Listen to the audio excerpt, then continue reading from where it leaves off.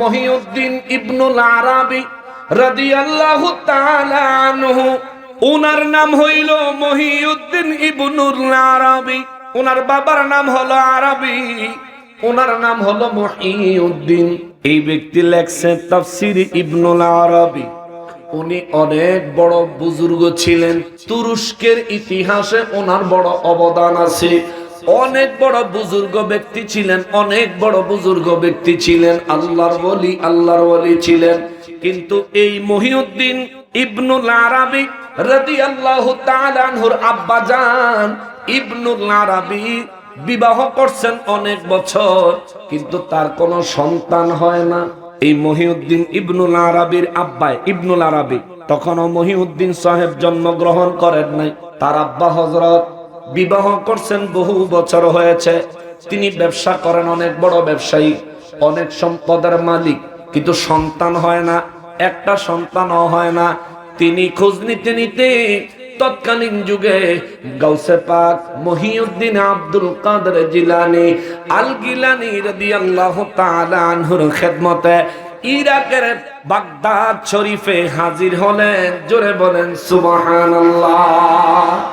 Baghdad শরীফে ব্যবসার জন্য এসে গাউসে পাকের কথা শুনে আরাবী, মহিউদ্দিন ইবনুল আরাবীর বাবা আরাবী, তিনি গেলেন গাউসে পাকের দপ্তরে, যে গাউসে পাকের সালাম দিয়া কয়, ও মহিউদ্দিন আব্দুল কাদের জিলানী রাদিয়াল্লাহু তাআলা আনহু, আপনার কাছে একটা আরজি নিয়ে আইছি। সুবহানাল্লাহ।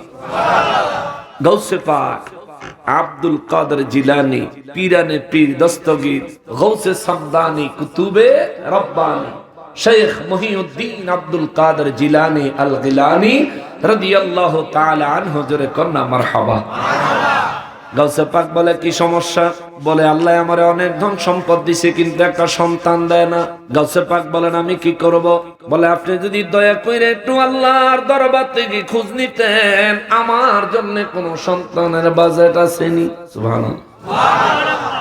আমাদের দেশের শিরিক বেদাতের ব্যবসায়ী রইলে কই লইল, আইরে কত বড় শিরিক করে সন্তান দিব আল্লাহ, খবর লইতে কই গাউসে পাক। এটা প্রসিদ্ধ ঘটনা, আর এটা দলিল খোদ মহিউদ্দিন ইবনুল আরাবী নিজে হইল দলিল। সুবহানাল্লাহ। তখন ওনার জন্ম হয় না। ফিরে না খালি হাতে খাজা তোমার দরবারে। কালকে কইব আমরা গান পেয়ে গেছি। গান ওই শুন না, যা, এটা গান না বেটা, এটা শান। এই শান যে করতে আইছে, কি লিগে আইছে, কেন সুন্নিরা বলে, কেন আমরা বলি, আইও তোমার হোনাই দেই। আজকা যেহেতু আয়া পড়ছে, তোরা যা বালা মতন দিমু, আল্লাহ কবুল করুক। জোরে কোনা আমি। তুই বুঝা যা বেটা, কেউ ফিরে না খালি হাতে খাজা তোমার দরবারে, খাজা তোমার দরবারে গো, খাজা তোমার দরবারে গো, মুর্শিদ তোমার দরবারে, কেউ ফিরে না খালি হাতে খাজা তোমার দরবারে। জোরে কোন মারহাবা। খাজা বাবা আজমেরি সঞ্জেরি আল্লাহ পাকের কুদরত বেলায়েতের মালিকানা তার দান করেছেন কে? গাউসে পাক আব্দুল কাদের জিলানী রাদিয়াল্লাহু তাআলা আনহু বেলায়েত আল্লাহর কুদরতের মালিকানা দান করেছেন কে? জোরে বলেন না কে? মানুষের সন্তান না হইলে খাজা বাবার দরবারে যায়, সন্তান না হইলে গাউসে পাকের দরবারে যায়, সন্তান না হইলে মানুষ শাহজালাল বাবার দরবারে যায়, আল্লাহর ওলিদের দরবারে যায়।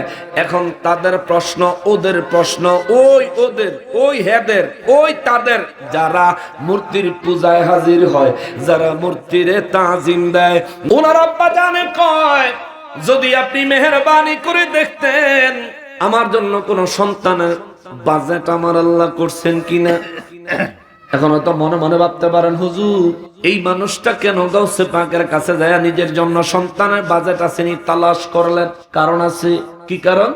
উনি বাগদাদের জমিনে শুনেছেন গাউসে পাক হলেন এমন আল্লাহর ওয়ালি যিনি ছোট্টবেলায় এক অলৌকিক ঘটনা ঘটাইছেন।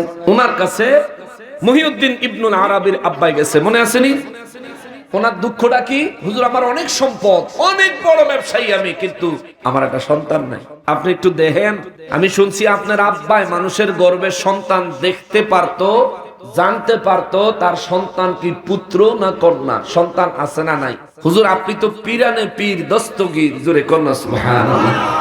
আপনি দয়া করে একটু খবর নেন যে আমার জন্য কোন সন্তানের বাজেট আসেনি। গাউসে পাক 2 রাকাত নামাজ আদায় করলেন, মোরাকাবায় গেলেন, মোরাকাবাত থেকে ফিরে এসে বললেন, না, আল্লাহর দরবারে আপনার জন্য কোন সন্তানের বাজেট নাই। সুবহানাল্লাহ। আপনি চেষ্টা করে আল্লাহ বইতো না।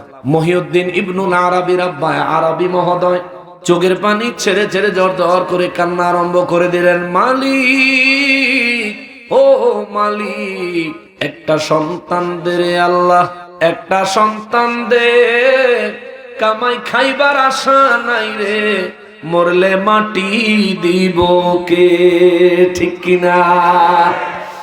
মহিউদ্দিন ইবনুল আরাবির আব্বা যখন গাউসে পাকের দরবারে অঝোর নয়নে চোখের পানি ছেড়ে কাঁদতে লাগলেন, গাউসে পাক আব্দুল কাদের জিলানী রাদিয়াল্লাহু তাআলা আনহুর মায়া লাগিয়া গেল। গাউসে পাক বলে, আপনি কি চান? কয়, চাই আল্লাহ যদি একটা সন্তান অন্তত দিত। গাউসে পাক বলে, একটা সন্তান পাইলে আপনি খুশি হইবেন? আরবি মহোদয় বলে, হ্যাঁ, এমন খুশি হব যেই খুশি এই দুনিয়ার সবচেয়ে শ্রেষ্ঠ খুশি। গাউসে পাক বলেন, ঠিক আছে, আপনি এদিকে আসেন, আমার কাছে আসেন। কাছে গেলেন, গাউসে পাক বলেন, আমার পিঠের সাথে আপনার পিঠ লাগায়া বসেন। সুবহানাল্লাহ। পুরুষের মেরুদণ্ডে থাকে শুক্রাণু, পুরুষের মেরুদণ্ডে থাকে শুক্রাণু, যেটা শারীরিক সম্পর্কের মাধ্যমে বাবার মেরুদণ্ড থেকে মায়ের গর্ভে প্রবেশ করে। সুবহানাল্লাহ। গাউসে পাক আব্দুল কাদের জিলানী রাদিয়াল্লাহু তাআলা আনহু বলেন, আসেন আপনি আমার পিঠের সাথে আপনার পিঠ লাগাইয়া বসেন। আরবি মহোদয় গাউসে পাকের পিঠ মোবারকের সাথে তার পিঠ লাগাইয়া বসলেন। কিছুক্ষণ চুপ করে রইলেন। কিছুক্ষণ পরে গাউসে পাক বলেন, আপনার জন্য আল্লাহর দরবারে কোনো সন্তানের বাজেট নেই, কিন্তু আমি আব্দুল কাদিরের সন্তানদের বাজেট থেকে একটা সন্তান আমি আপনারে দিয়া দিলাম। এটা একটা ছেলে সন্তান হবে, তার নাম রাখবেন মহিউদ্দিন। ওই যে গাউসে পাকের নাম মহিউদ্দিন আব্দুল কাদের জিলানী রাদিয়াল্লাহু তাআলা, উনি বলেন আমার নামে নাম রাখবেন, এই জন্য তার নাম মহিউদ্দিন ইবনুল আরাবি। জোরে কন্যা সুবহানাল্লাহ। তিনি অনেক বড় বুজুর্গ হয়েছেন, আল্লাহর ওলি হয়েছেন, এবং তাফসীর ইবনুল আরাবি কিতাব লেখছেন। উনার তাফসীর অন্যরকম এক নিগুড় রহস্যময় তাফসীর। জোরে কন্যা সুবহানাল্লাহ। তৎকালীন যুগে এই মহিউদ্দিন ইবনুল আরাবি গাউসে পাকের কারামতের সন্তান। মহিউদ্দিন ইবনুল আরাবি আরবির পুত্র হওয়া সত্ত্বেও কিন্তু হাকিকত হইল গাউসে পাকের সন্তান। গাউসে পাক বলেন, আমি দিয়া দিলাম। এটারে কয় বেলায়েতের পাওয়ার, এটারে কয় বিলায়াত, বেলায়েতের পাওয়ার। এটা আল্লাহর কুদরত ওলিদেরকে দিয়েছেন, এটা হইছে বেলায়েত। এই বেলায়েতের পাওয়ারের মালিকানা ওলি আল্লাহদেরকে দেয় কে? তাহলে মানুষ যে খাজা বাবার দরবারে, আল্লাহর ওলিদের দরবারে সন্তান পাওয়ার জন্য যায়, এটা কি সঠিক না ভুল? নিঃসন্দেহে সঠিক। এখন আপনি কইবেন এটা শিরিক হইছে।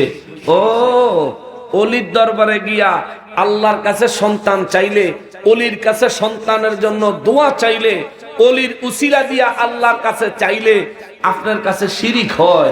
কিন্তু মূর্তির পূজার মণ্ডপে গিয়া মূর্তিরে তাজিম দিলে, গীতা পড়লে, আর পূজার প্রসাদ খাইলে, পূজার বেডিগুলোকে নাচন দিলে, তখন আর পূজা হয় না, ঠিক কিনা বলে? আপনারা আমরা চিনি, আপনি শিরিকের কন্ট্রাক্টর, আপনি হলেন শিরিকের কন্ট্রাক্টর। শিরিক, আপনি শিরিকের আড্ডাখানা পাহারাদার। মাজারে বেলে শিরিক হয়, তো পূজার মণ্ডপে কি জুমার খুতবা হয়? কথা কর না কাবিয়া, পূজার মণ্ডপে জুমার খুতবা হয়, সেখানে তো ডাইরেক্ট পূজা হয়, ডাইরেক্ট শিরিক হয়। আল্লাহকে বাদ দিয়া এই মাটির মূর্তির ইবাদত করে, সেই জায়গায় আপনি গিয়া আপনি গণপ্রতিনিধি হিসেবে যাইতেই পারেন, কিন্তু খালি হিন্দুর আর গণপ্রতিনিধি হইলে তো হইতো না, মুসলমানেরও গণপ্রতিনিধি হইতে হইব যদি আপনি আদর্শ নেতা হইতে চান। আল্লাহ তাআলা তাদেরকে হেদায়েত নসিব করুক। সবাই পড়ি আমিন। ওয়াজ শেষ কয়টা বাজে? হাই হাই, তাবারুক আছে বলে, তাবারুক তাবারুক আছে ইনশাআল্লাহ। বাবা, সমস্ত মুলকিয়তের মালিক কে? আল্লাহ যারে খুশি মালিকানা বানায়। এখন আমি আর আপনি কতটুকু মালিক? আজকের বয়ান থেকে কিছু জিনিস শিখতে হবে। আমি আর আপনি কতটুকুর মালিক? যতটুকু খাইলাম, যতটুকু পড়লাম, আর যতটুকু দান করলাম। এই যেটা খাইলাম এটা খরচ করলাম, যেটা পড়লাম এটাও খরচ করলাম, কিন্তু যেটা দান করলাম এটা জমা করলাম। সুবহানাল্লাহ। সুতরাং তৌফিক অনুযায়ী, একটু মনোযোগ দিয়ে শুনবেন, তৌফিক অনুযায়ী অধিক পরিমাণে দান করবেন, যত বেশি পারেন দান করবেন। এটা আপনার জন্য জমা। আপনি হয়তো সঞ্চয় করেন, ব্যাংকে কিছু টাকা সঞ্চয় করেন, কেন? দুর্দিনে যাতে ভালোভাবে চলতে পারেন। ভাই, আমাদের আসল ব্যাংক ওই আখেরাতে, আল্লাহর কুদরতের ব্যাংক। দান সৎকার মাধ্যমে সেখানে যদি কিছু পাঠাইতে পারি, তাহলে নিঃসন্দেহে আখেরাতে আমাদের জন্য বিশাল কাজে আসবে। কতটা কাজে আসবে? নবী বলেন, মানুষ যখন 1 দিরহাম দান করে, ওই 1 দিরহামের সওয়াব আল্লাহ খুদ নিজে কুদরতি ভাবে লালন পালন করে বিশাল পাহাড়ের আকারে সওয়াব বানায়া ওই ব্যক্তির আমল নামায় তার মুরব্বিয়ানে কেরামের কবরে পৌঁছে দেয়। সুবহান। এবং সদকায়ে জারিয়া সওয়াব হয়। অনুরোধ আছে যাতে আপনাদের এই নরসিংদী তারা সুন্নি জামে মসজিদের ফ্লোর হইছে, কিন্তু বেড়া দেখলাম না, খালি পিলার খাড়িয়ে রইছে, আর ছাদও দেখি নাই। ছাদ করার জন্য আর ওয়াল দেওয়ার জন্য, এক কথায় মসজিদের উন্নয়নমূলক কাজের জন্য আপনাদের সবার আন্তরিক সহযোগিতা কামনা করছি। সহযোগিতা করবেন কিছু ইনশাআল্লাহ। কি লাগবে মসজিদে? ছাদের জন্য 7 টন রড লাগে। 1 টনের দাম কত? বর্তমানে 80 থেকে 90 হাজার টাকা।